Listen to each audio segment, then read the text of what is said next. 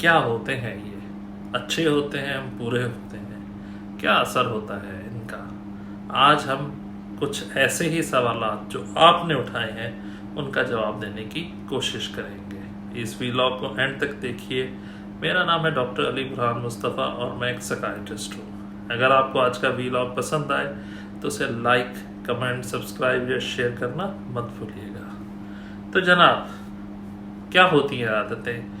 इसके बारे में एक सवाल जो बड़ा कॉमनली पूछा गया और वो ये था कि आप पैनिक डिसऑर्डर पे कुछ वीलॉग्स कर रहे थे और उसके ताल्लुक क्या है मैनेजमेंट का और हैबिट्स का, क्या आप अलहदा से एक वीलॉग करेंगे?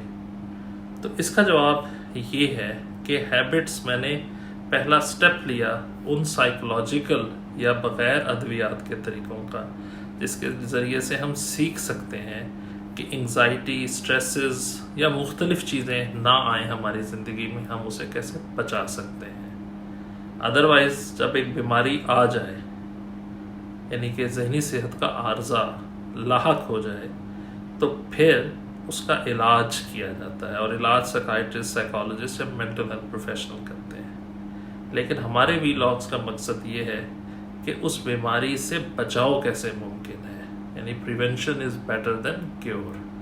कैसे कर सकते हैं हम? तो इसके ऊपर हम आज कुछ बातचीत हम अपने वीलॉग्स में ये सवालात उठाते हैं। अगला सवाल ये है कि क्या होती हैं बुरी आदतें और बुरी आदतें कैसे हमारी जहनी सेहत के आर्जे का वजह बन सकती हैं या जहनी इश्यूज क्रिएट कर सकती हैं, दिमाग से जिनका ताल्लुक है, साइकियाट्रिक इश्यूज हैं, वो कैसे हो सकते हैं? तो जनाब, इसका जवाब सादा सा ये है कि बुरी आदतें, मैंने आपसे कहा, बनते बनते बनती हैं, यानी कुछ टाइम लगता है। ये नहीं हो सकता कि एक इंसान को एक आदत एक ही दिन में डेवलप हो जाए और वो अगले दिन आए डॉक्टर के पास और कहे कि जनाब मेरी ये आदत बुरी है, आप इसे डॉक्टर साहब ख़त्म कर दें, और वो डॉक्टर साहब कहें कि हाँ जी मैं आपकी 10 दिन में ये आदत ख़त्म कर दूंगा। ऐसा मुमकिन नहीं है, ऐसा मुमकिन नहीं है, ऐसा कोई जादू नहीं है कि एक ही चीज़ को एक ही दिन में ख़त्म कर दिया जाए। ये चीज़ें इवॉल्व होती हैं, ये याद रखें, और ये फिर आदत बनती हैं।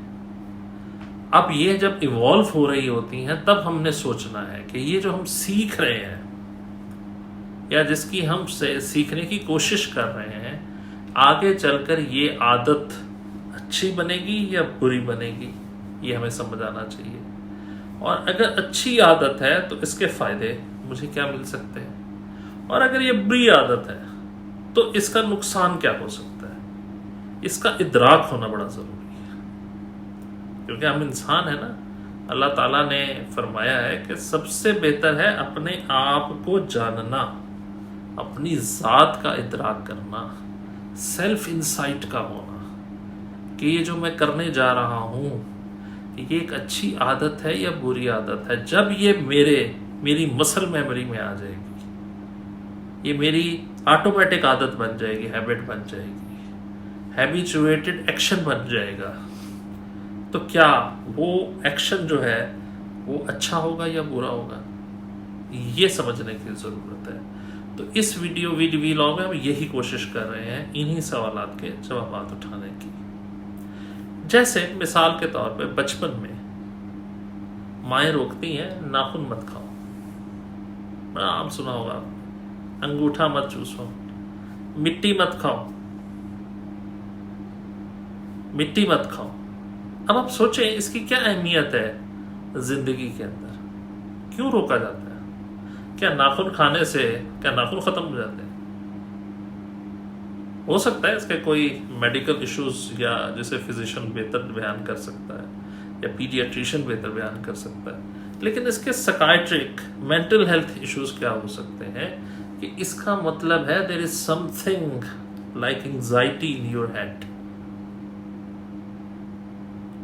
और वो एंजाइटी खाली नहीं है, वो आगे जाकर सोशल एंजाइटी में कन्वर्ट होगी। यानी मैं अपनी बात कहने की हिम्मत नहीं रख पा रहा तो क्या करूं? खा रहा हूं। मुझे एक स्ट्रेस हो गया, किसी स्ट्रेसफुल सिचुएशन में गया और मैं इसका इजहार नहीं कर सक रहा किसी भी तरीके से, तो मैं क्या करूँगा, नाखून खाना शुरू कर दूंगा। आप समझ रहे हैं? तो इसकी वजह से क्या हो रहा है, सोशल एंजाइटी डेवलप हो रही है कहीं ना कहीं। सोशल एंजाइटी क्या है, आंख से आंख मिलाकर बात ना कर सकना।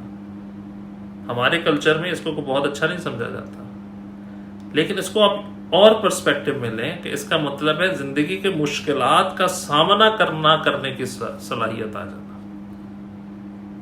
आंख से आंख मिलाने का मतलब ही यही है कि I am able to cope with the stresses.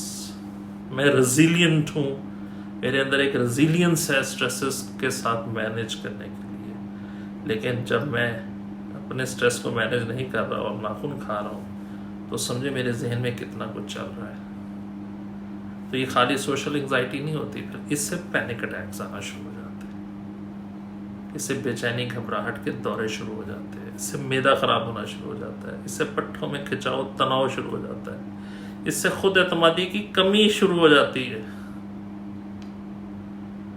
तो वो नाखून खाना, बचपन की आदत ले जाती है इंसान को मेंटल हेल्थ के उन इश्यूज की तरफ जो बड़े खतरनाक हैं, जिसमें पैनिक डिसऑर्डर है, मैदे की एंजाइटी है, ऐसे लगता है कुछ जलन रहती है क्योंकि मैं अपनी बात कहने की सलाहियत नहीं रखता, मतलब स्ट्रेसेस में मैनेज नहीं कर पा रहा हूँ। तो मेरे अंदर वो चल रहा है, सारा कुछ मेरे अंदर चल रहा है, मेरे अंदर ही चले जा रहा है, क्योंकि मुझे लगता है मैं बताऊंगा तो लोग बुरा मना जाएंगे, लोग मुझे अच्छा नहीं समझेंगे, पता नहीं क्या हो जाएगा, मैं अच्छा आदमी नहीं होऊंगा। तो उससे क्या होगा, ये तमाम मसाइल शुरू होना शुरू हो जाएंगे। अब आप दूसरा मसला ले लें, पाइका, मिट्टी खाना। अब इससे क्या होता है, इससे एक पर्सनैलिटी के खास किस्म के इश्यूज शुरू हो जाते हैं इन लोगों में।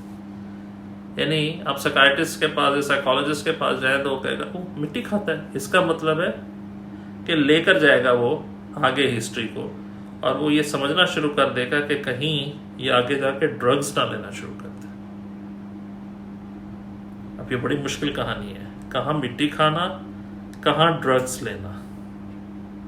अगर मिट्टी खाना वो छोड़ दे तो मनुष्यात की तरफ वो जा नहीं सकेगा, ये रास्ता रुक सकता है। लेकिन अगर वो मिट्टी खाता है तो फिर बड़ा मुश्किल है। ये वो बिहेवियर है जो बचपन में क्रिएट हो गया है, जो आगे चलकर चोरी भी करेगा, झूठ भी बोलेगा, मकर भी करेगा, फरेब भी करेगा, धोखा भी देगा, और फिर कहीं जाके वो एक ऐसी पर्सनालिटी डेवलप हो जाएगी जो ड्रग्स की तरफ जाएगी। वो स्कूल से भागेगा भी सही, जिसे ट्रूएंट बिहेवियर कहा जाता है। तो ये एक चेन है, इससे आप समझ लें। अब आप देखें तो ये छोटी सी आदतें हैं, नाखून काटना, अंगूठा चूसना, मिट्टी खाना, पाइका जिसे कहते हैं, लेकिन इससे कैसे बड़े बड़े मेंटल हेल्थ इश्यूज जन्म ले सकते हैं। तो कुछ चीज़ें तो हम खुद ही कर सकते हैं बचपन में, और अगर पेरेंट्स को ये अवेयरनेस है, टीचर्स को ये अवेयरनेस है, तो ये वहीं के वहीं चीज़ें रोकी जा सकती हैं, ये वहीं की वहीं आइडेंटिफाई की जा सकती हैं, ताकि आगे चलकर ये कोई बड़े मसाइल क्रिएट ना कर सके। ये नहीं हो सकता कि एक आदमी एक दिन में उठा उसने ड्रग्स लेना शुरू कर दी, ये नहीं हो सकता, पॉसिबल नहीं है। ये नहीं हो सकता एक आदमी एक ही दिन में उठा वो झूठ बोलना शुरू कर दे, और इन सब तक इतराए झूठ बोलने पे। देखिए फिर मैं गोरियां भी हमें चक्कर चलाया कि उन्होंने पता ही नहीं लगे, तो इसको पैथोलॉजिकल लाइन पे कहना शुरू कर देते हैं। यानी मैं झूठ बोल रहा हूं और फिर झूठ पर फख्र कर रहा हूं, इतरा रहा हूं मैं अपने। फिर ऐसा नहीं हो सकता है कि एक ही दिन में एक शख्स मस्जिद के बाहर से जूते चुराना शुरू कर दे। ये एक दिन में नहीं होगा, ये एक दिन में नहीं होगा कि भाई शॉप में वो गया है, किसी दुकान पे गया और वो जहाँ की चीज़ें चुरा ली उसने। इसका मतलब है अंडरलाइन और बहुत सारे इश्यूज हैं उस शख्स के अंदर। ये एक दिन में नहीं हुआ है कि वो काम में फुटा खाता है, ये एक दिन में नहीं हुआ है कि वो झूठ बोलता है। ये तमाम चीज़ें इवॉल्व होने के लिए टाइम चाहिए। ये कहानी शुरू बचपन से होती है, कॉलेज में बंक करना, स्कूल में बंक करना, भाग जाना, पीरियड्स लेक्चर्स छोड़ देना, बाहर निकल जाना।